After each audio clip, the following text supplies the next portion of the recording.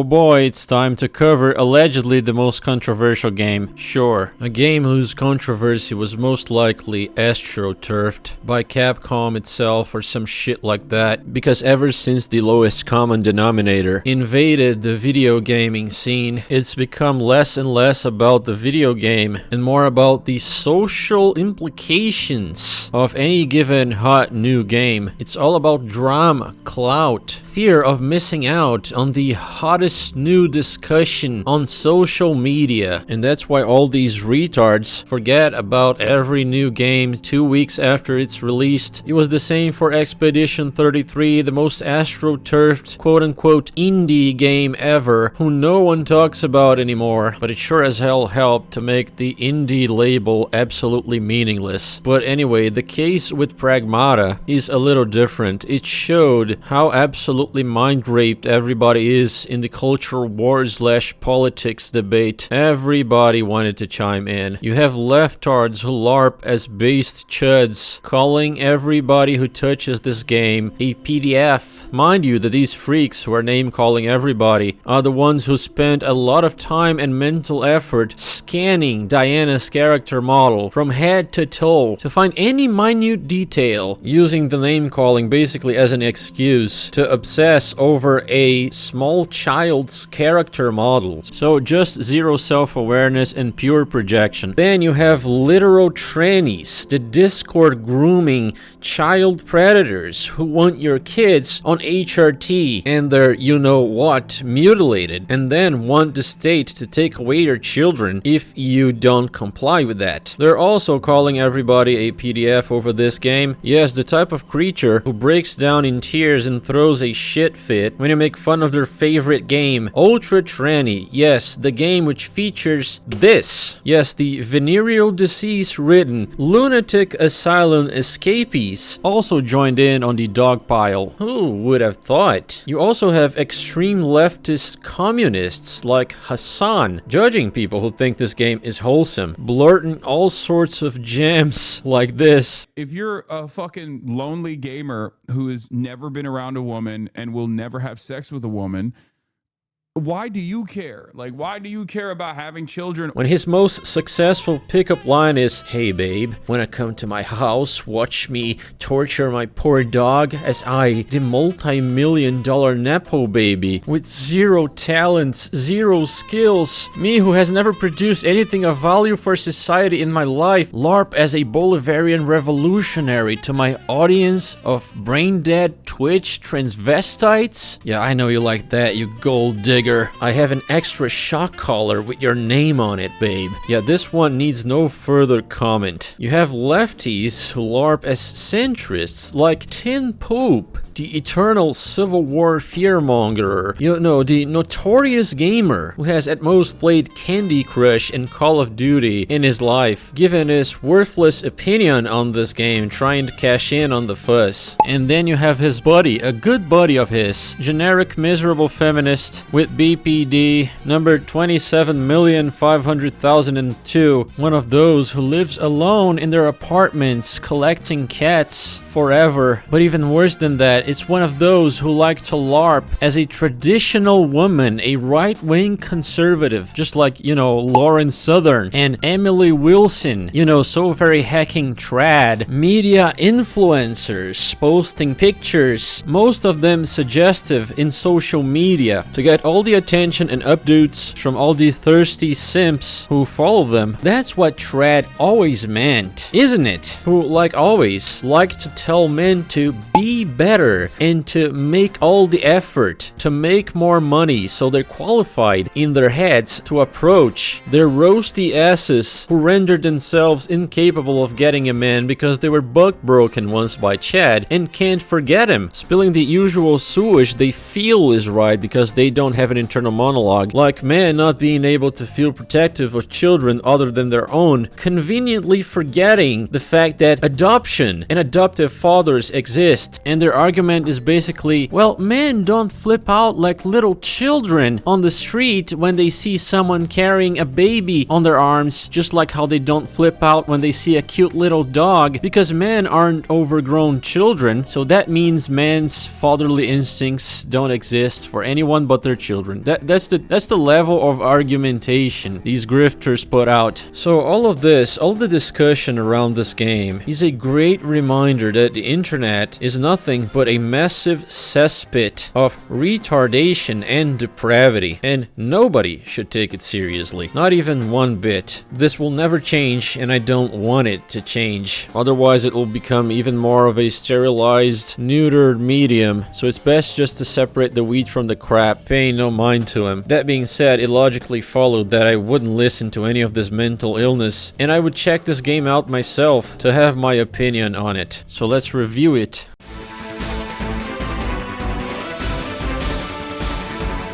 Once again, starting with the gameplay, the movement in this game is pretty responsive, which you wouldn't think so if you looked at these animations. They make the character seem like he's moving around in a sluggish way, like was the case in Crimson Desert. But surprisingly, compared to that shit, the movement here, despite its looks, is leagues more responsive. You can sprint by pressing down on the left stick. The running speed is not bad, it's pretty decent. However, you can hover in the air for a limited time, but it sucks. It's super slow, and it consumes a lot of your suit's power. Fortunately, and you should pick up on this pretty quick, the best way to move in the air is to use your thrusters, which give you a boost, but each consume some of your suit's power. No worries though, because that can be upgraded, so you can do that more often. An absolutely necessary upgrade that improves the air control by a lot. The mantling function though is a bit finicky. It works for the most part, but sometimes it doesn't, in places where you could swear it should, so that can be annoying, but it's not that bad. All in all, the movement is pretty well done, and it works pretty well even in battle. And speaking of battle, let's go over the combat. This is a third-person shooter. You fight 3D printed robots. The rogue AI on the moon has been mass printing. Weapon variety is decent, adequate for this game's duration, although the weapon design is pretty damn generic.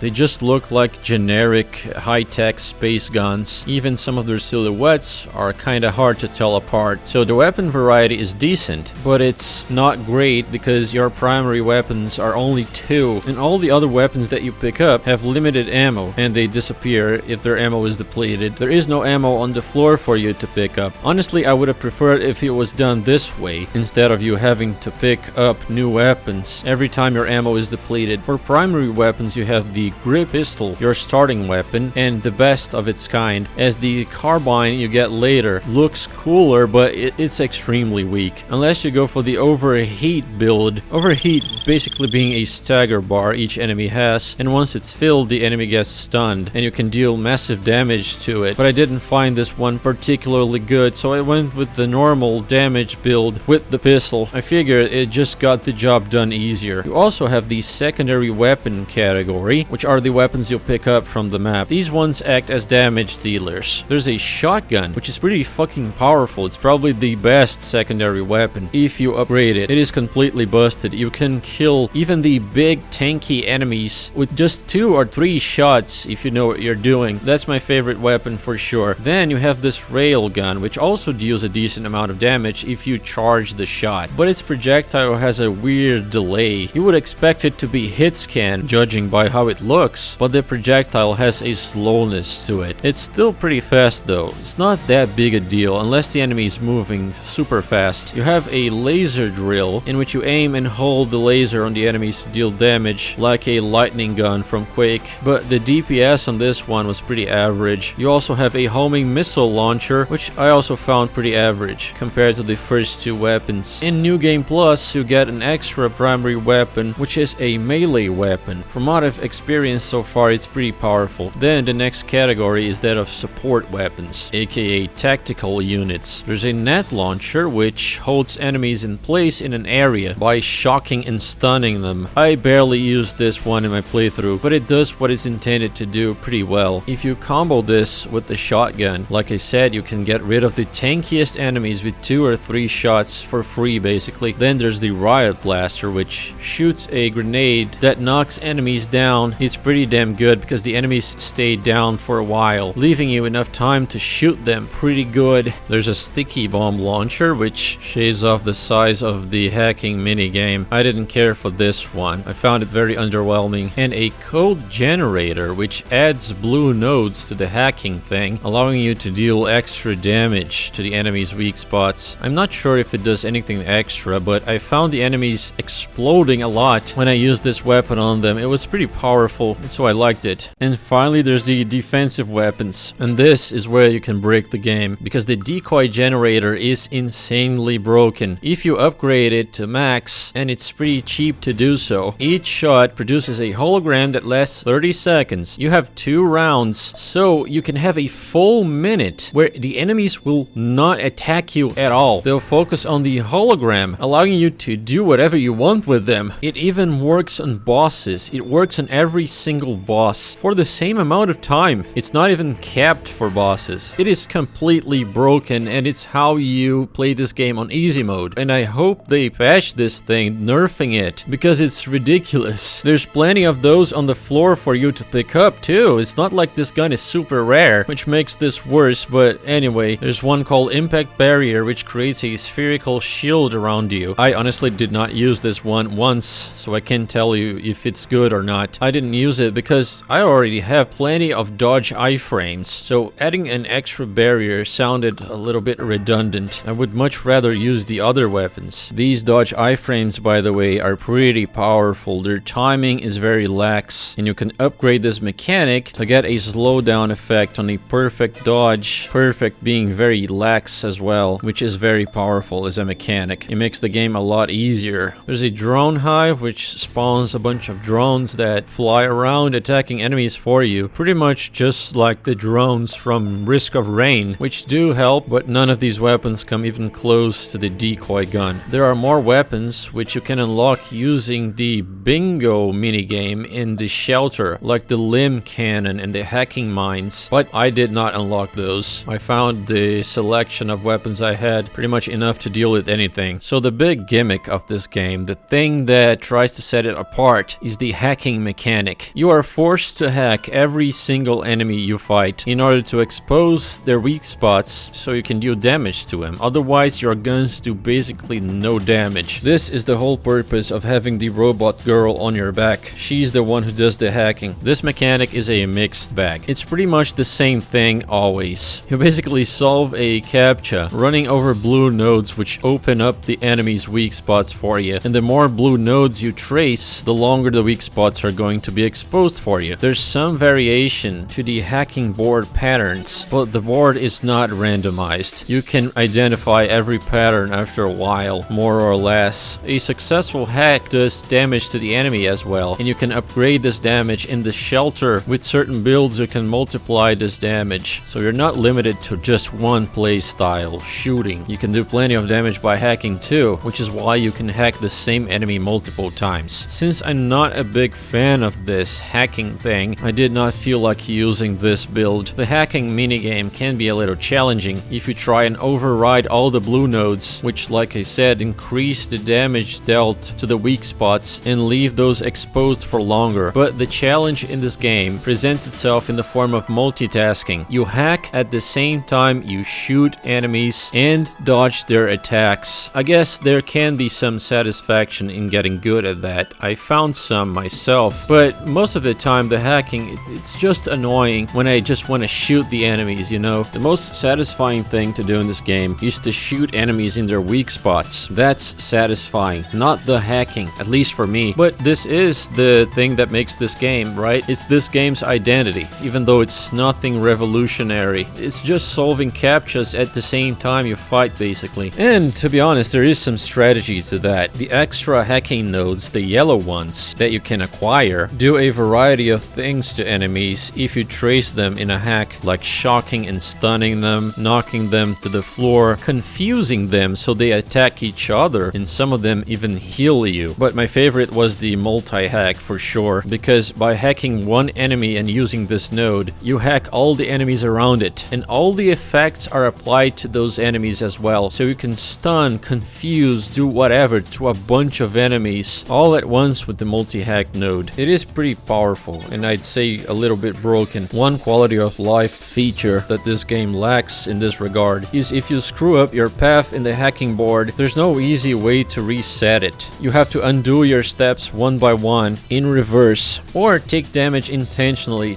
to reset it. It is pretty awkward. There are also some red nodes you should avoid, and later on an annoyance is added as the enemies, they get corrupted, and you get these purple squares in the hacking board which are only there to make your hacking slower. I was not a fan of that at all, as someone who did not like the hacking too much and would rather get it done as quickly as possible. You can cleanse the enemies so those nodes go away, but it consumes a shit ton of your hacking meter. Here's another complaint. The enemies, they all respawn if you go to your bonfire, which is the base, the shelter. That sucks. If you just want to refill your healing cartridges, aka your Estus flasks, then you have to deal with all the enemies you've killed again. It's a pretty big waste of time because a lot of enemies, they are tanky. You gotta upgrade your guns. Some of them are extremely slow and tanky, so slow that they pose no threat, but they are tanky nonetheless, and it takes a whole minute or more to kill them. Add the respawning thing and this becomes aggravating. Most enemies have very few attack patterns, like 2 patterns at most, which I am thankful for, as you get to fight multiple enemies at once often, and having to memorize a shit ton of patterns would be peak Elden Ring slop gameplay. As for the enemy variety, it's good. Here, just look at the list of enemies, and it's where it matters most, which is the functional variety. They each attack you in different ways, which is what matters most. In terms of design, well, they all look like soulless 3D printed robots. They remind me of the Nevrons from Expedition 33. They're just automatons, pretty uninteresting design-wise. Some of them look like cargo robots, for fuck's sake. The basic enemy robot looks like that guy from the Stonks meme. I guess the most threatening looking enemy is the giant baby, which is one of the enemies that show this could work as a Dead Space clone, where instead of fighting necromorphs, you fight rogue disfigured AI that is self-reproducing through 3D printer malfunctions. And I think it would work even better than what this game went for. But yeah, all in all, the enemy variety left me satisfied. Now, the bosses. Most of them are serviceable, and their design, you might ask, why the fuck are the people on the moon printing robots that look like beasts like this? Well, it's not the people, it's the AI mainframe that went rogue and is now haphazardly printing monstrosities like this. So the worst boss, in my opinion, was the scorpion robot thing, which you fight before you meet one of the most important characters in the story. It just keeps jumping and moving around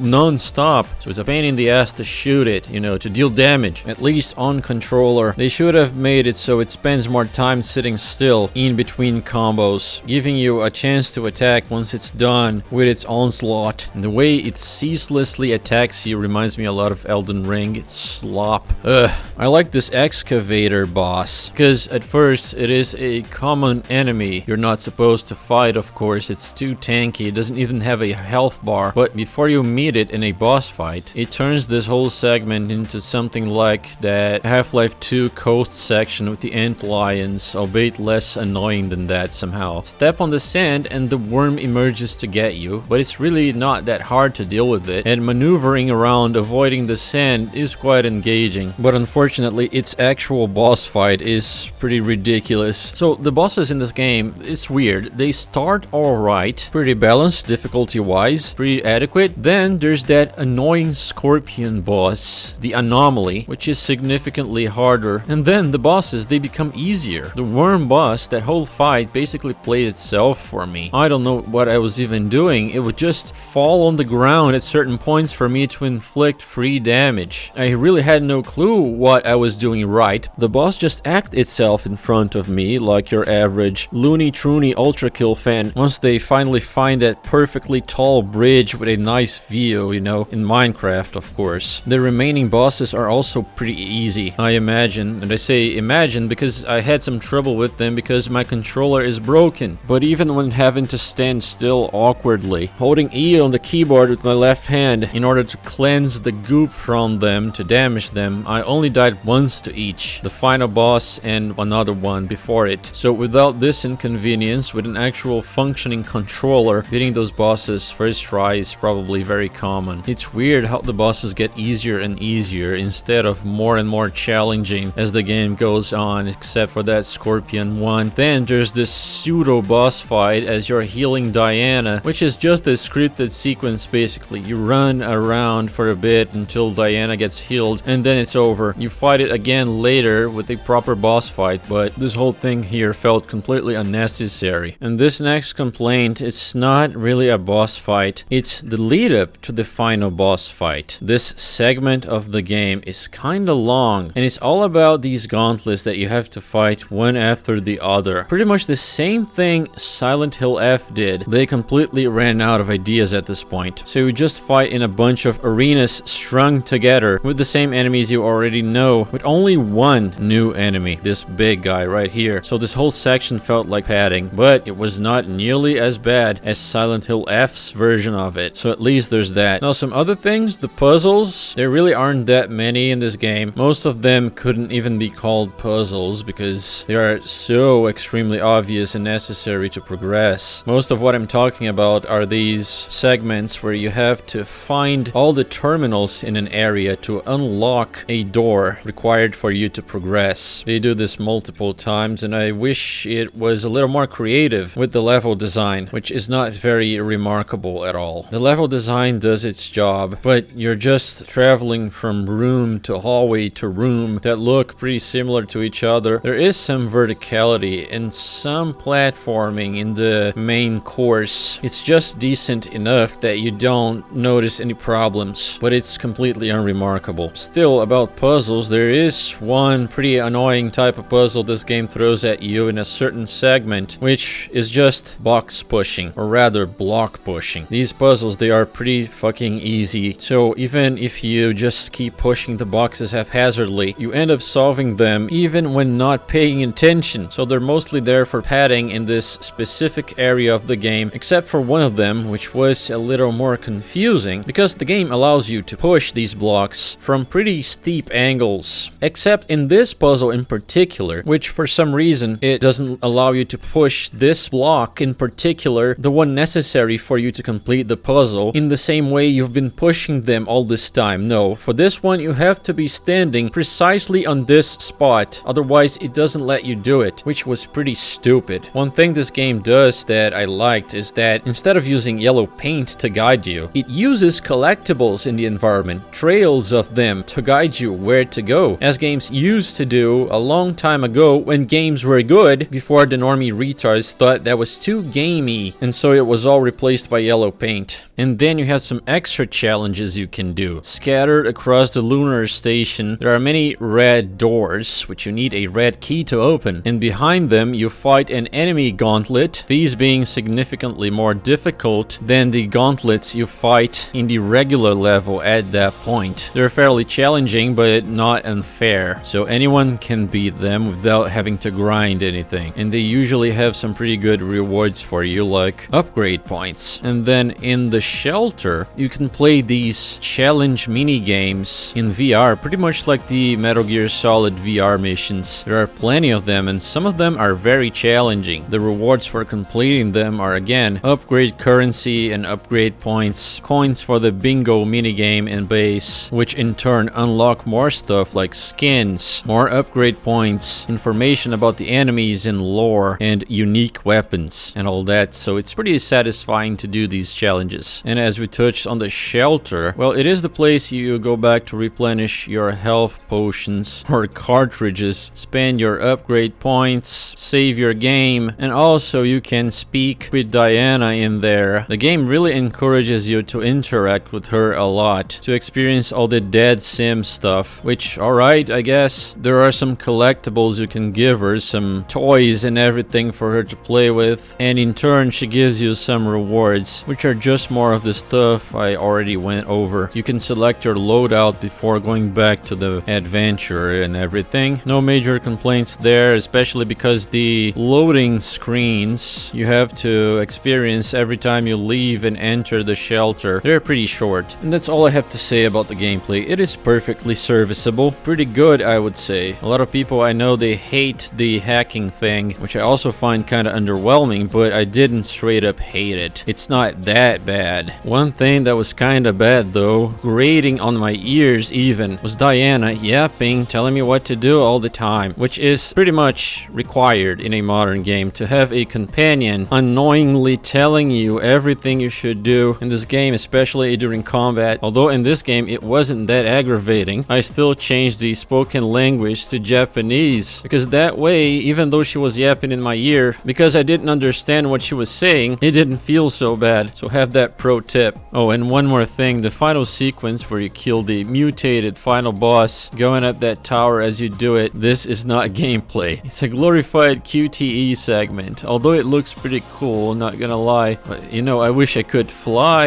I wish I could control my character. Instead, all I could do is do the captcha QTEs and aim the weapon, even though that's pretty much impossible to fail at. So the game turns into a little movie here.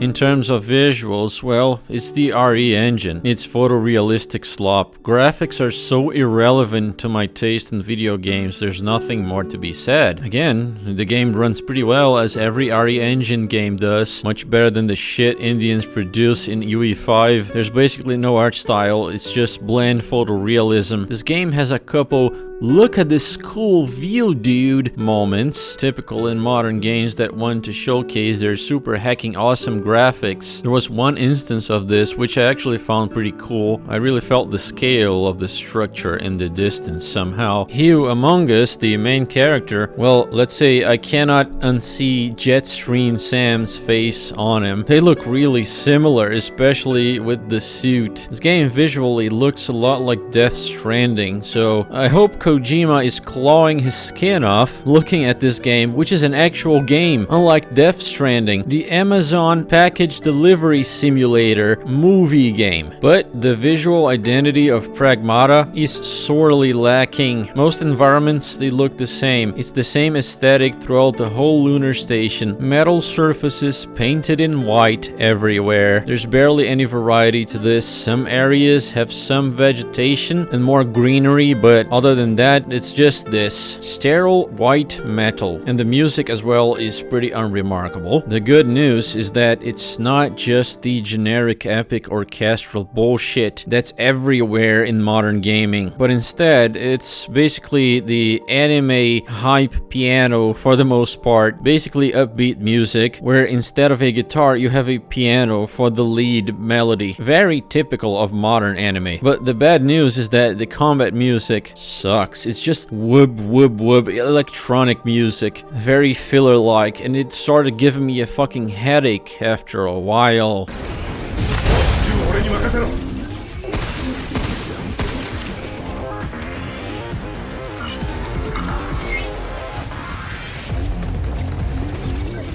The only track I liked is the one that plays in the shelter. It's pretty emotional and calming as well. You could even call it foreshadowing for the game's ending and everything. As for ambience, there's basically none. This game's setting, like I said, would make for a good Dead Space clone, where the enemies are just creepy rogue AI monsters, but there's zero horror in this game, considering the setting and enemies. There's no tense ambience either, or any ambience for that matter. No repeating drone loops for immersion or anything like that.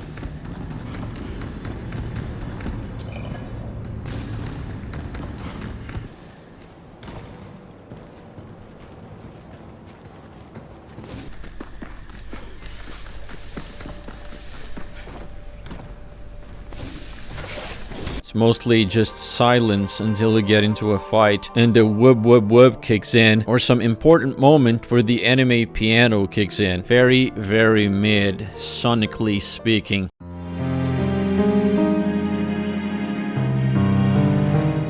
So there are gonna be a lot of spoilers ahead. Skip ahead to the next chapter if you don't want that. And the plot in summary goes like this. You play as Hugh Williams, who goes to the moon with his crew of technicians to investigate why communications have been cut off with Earth. But as soon as you arrive, there are plenty of warning signs that something went wrong in the lunar station, the cradle. Basically everybody is missing. Then a lunar quake happens. Debris smashes a window, which instantly depressurizes the room, sucking most of the crew outside to their deaths. And then the last one dies, saving you from a bunch of rubble falling from the ceiling. So basically your entire crew dies immediately. And those guys, they were Hugh's best friends basically, which is a little strange because he seemingly gets over their deaths pretty quick. They don't even try to add some emotional weight to these scenes. Hugh basically talks about them like once after this and then no more.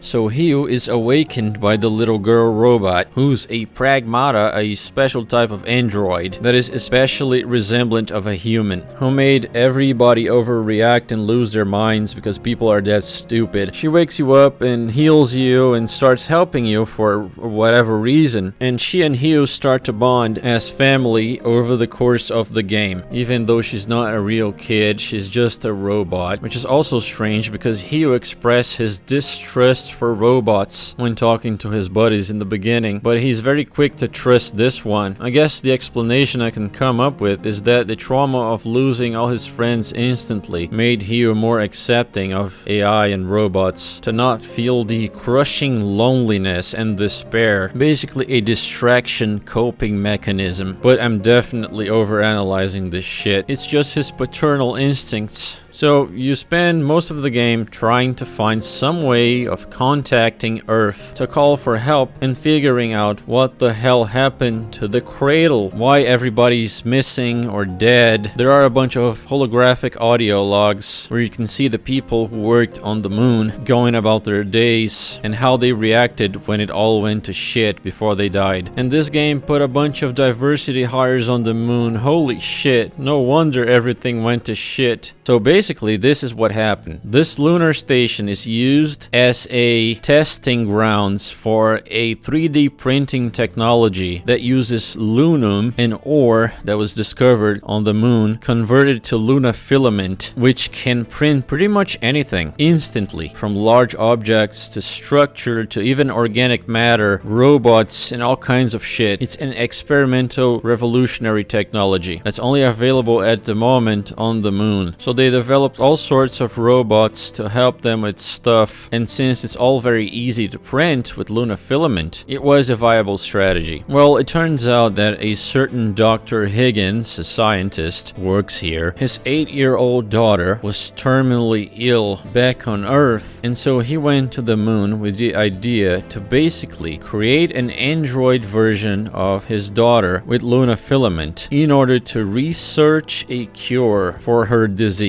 A very, very questionable strategy, because these robots, well, they're not people. So even if he came up with something that works on the robot, which I guess is partly organic, otherwise this whole thing would be pointless, it's still not a human. So why he thought that would work to find a cure, I have no fucking clue. Maybe he was at the end of his rope. I don't know how many Pragmatas he produced with this purpose in mind, but I imagine there were at least 8, as Diana is basically called 7, and 8 is another girl robot. Diana was a failed experiment because there's this thing called dead filament, which is basically a corrupted version of the Luna filament, and Diana had the unique property of cleansing that dead filament, which made it impossible for the doctor to come up with some way to test a cure on her because she wouldn't get sick. I imagine also that the doctor's daughter, called Daisy, her disease was somehow related to this dead Luna filament, and so the doctor basically discarded Diana 7, or whatever you want to call her, and made another Pragmata 8. This one could actually concentrate dead filament, and so the doctor came up with a cure, or so he thought, by doing all his testings on 8. But unfortunately for him, the company that owned the lunar station or something like that, it fucked up because it wanted to get the credit early for the cure and administered without the doctor's knowledge an early experimental version of it on Daisy, the doctor's daughter, and killed her instantly instantly, and there was a massive cover-up. They covered up the real reason she died as to not destroy their reputation. And so, after receiving the news, the doctor despaired. He got infected with the dead Luna filament somehow and withered away, dying in anguish and regret. But the last thing he said, which 8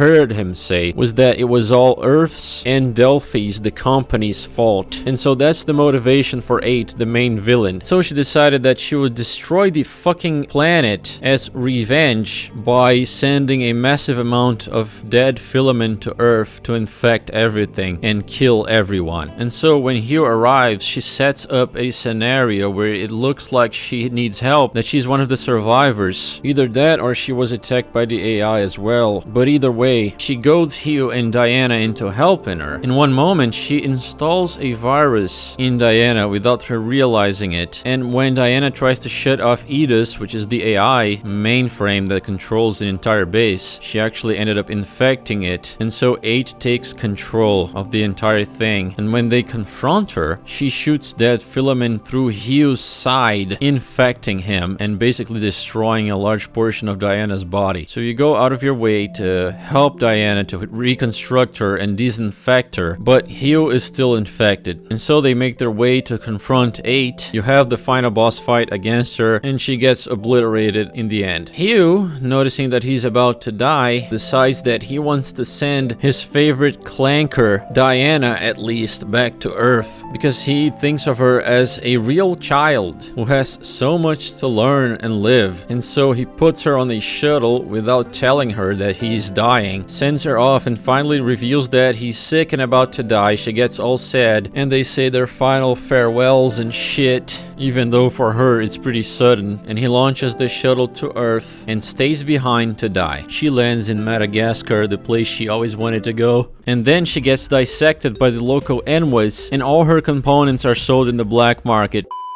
She lives happily ever after, or sadly ever after all Hugh died. But yeah, she's the first Pragmata to make it to Earth, and that's that. So what do I think of this story? Well, it's clearly obligatory. It's there to support the main thing the game does, which is the bonding of Hugh and Daisy as father and daughter. Most of their dialogue is basically what you'd expect a father would say to a daughter, you know, engaging in baby talk, teaching her about stuff, showing her all sorts of new things about Earth and everything. So that's the main purpose of this story and this setting. It is kind of sad that Hugh dies, because he seems like an alright guy, reliable, you know, loves his friends, and is an overall responsible and nice guy. So he does that because that's what fathers do. They sacrifice themselves for their children. Anyone who grew up with loving parents would know, which explains why all the tranny fagaloons from Blue Sky could not register this as anything other than perversion, because they never had good parents. But anyway, at the end of the day, she is just a robot. She's not a real kid. She's not gonna grow up. She'll be eternally a child mentally, because that's how she was programmed to be. I don't know if he could have saved himself, but chose to save her, to disinfect her. I'm not sure if he could have been the one in that machine to get cured. I assume that's not the case, as if I recall correctly, there is no cure for the dead filament infection.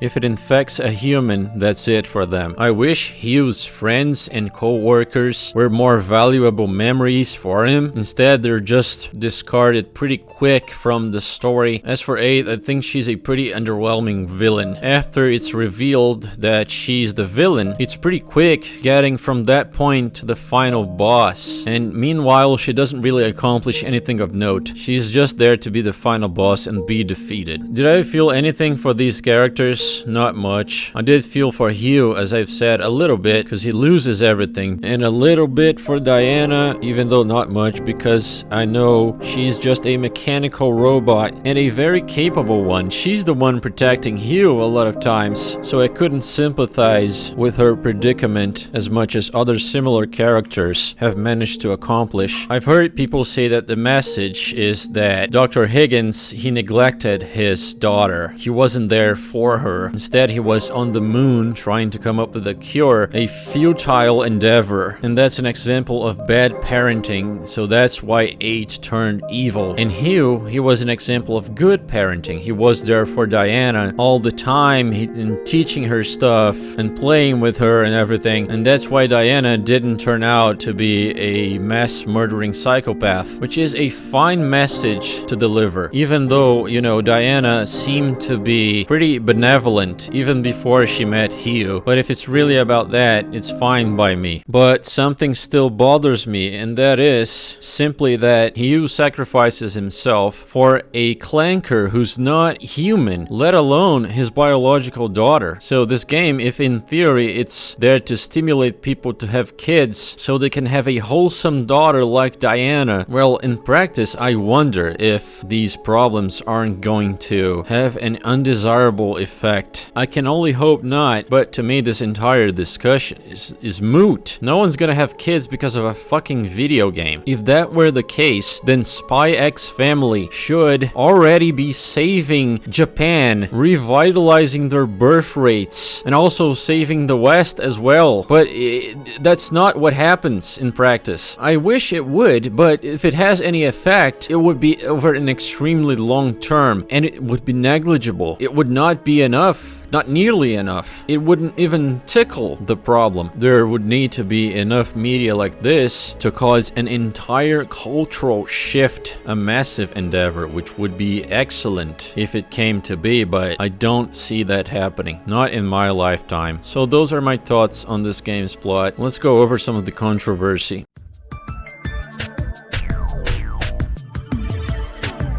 I think a lot of people need to get off the internet for a few weeks, you know. It's clearly rotten their brains if they have any left. But I might as well talk to a wall. What I'm saying is for actual human beings, not for psychopaths. This game has no obvious signs of being PDF bait. Just because the camera pans to show feet at some points means nothing. It only means anything if you are a fucking degenerate food fetishist. And you should get the fuck out of here before I get you out of here myself. I don't want anything to do with you, and I don't want you in my audience, motherfucker. No one would even think anything of that if it wasn't for the internet's depraved fetishization, because there's nothing special there unless you are an actual deviant, in which case you need to be put on a list and shipped off to Guantanamo. Now, of course, the transvestites who want your kids on HRT, like I said before, are going to be retarded. There's nothing we can do about that, and you can see how fake their outrage is, because they're willing to label anyone who touches this game as what they are, PDF groomers, instead of the actual creeps, which there are most certainly, yes, in this game's audience. It's a simple matter of statistics. But since their outrage is fake, no, they're not raging at actual child predators in real life. Many of them, they're allies. But the discussion curiously shifted from shaming actual predators to just calling anyone who plays this game one. Perhaps because it seemed that Reddit was where most of these weirdos were hanging out in. I'm sure it's just a coincidence. It is well known that Redditors are very stable, well-balanced individuals. Am I right? They're the front page of the internet after all, dude. Hell, I got some of those retards in my stream chat when I streamed this game, and it was always the troons and their allies, the ones upset at someone playing this game, almost as if they're desperately trying to not be associated with the Adobe Acrobat Reader crowd. Well, but why would they be afraid of that? I thought their degeneracy had nothing to do with that other degeneracy they fake outrage at. So why are they so rabid right now?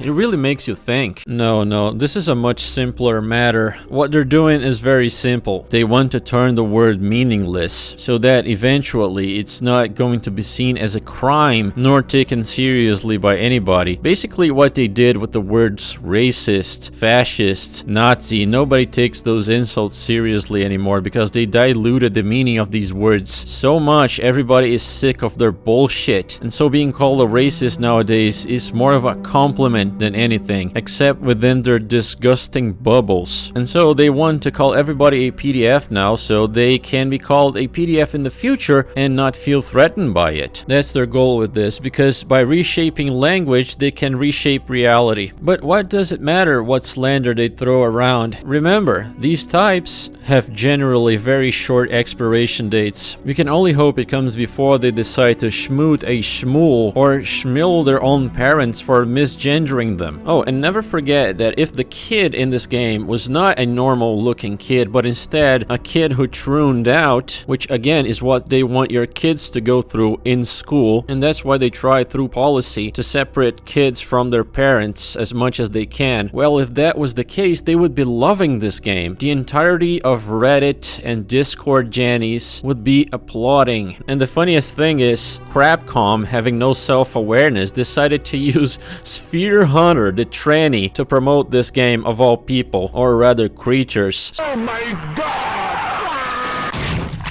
So now all the they-thems have this dilemma in their hands. Do they cancel Sphere Hunter for playing this supposedly what they call a PDF game alleging betrayal, or do they pretend to ignore this? No, no, no, no.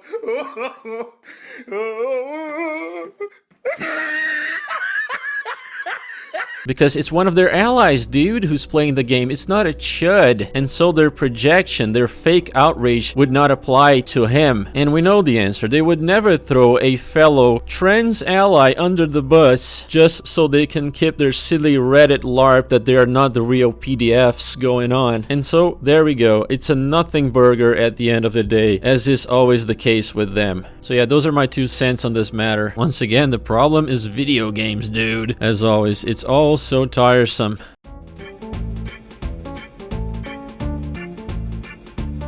So TLDR, Pragmata is a good game. It is an actual game. It's not a movie game. It has an opening segment, but it's pretty short compared to the disgrace that was the beginning of Resident Evil Requiem. That first hour of torture and pressing W to walk forward simulator, and Crimson Desert's god-awful first 20 hours of doing chores and menial tasks like a slave. This game is pretty quick to drop you in gameplay. And it doesn't have any of the awful pacing issues of Requiem either. It has no millennial Reddit writing like Mouse BI had. It's just a solid game overall. All they need to do is patch the overpowered weapons like the decoy generator. And perhaps if they made the reCAPTCHA minigame more interesting, this game could have been great. So using every other game I reviewed this year and last year as reference and some other weights, my final score for this game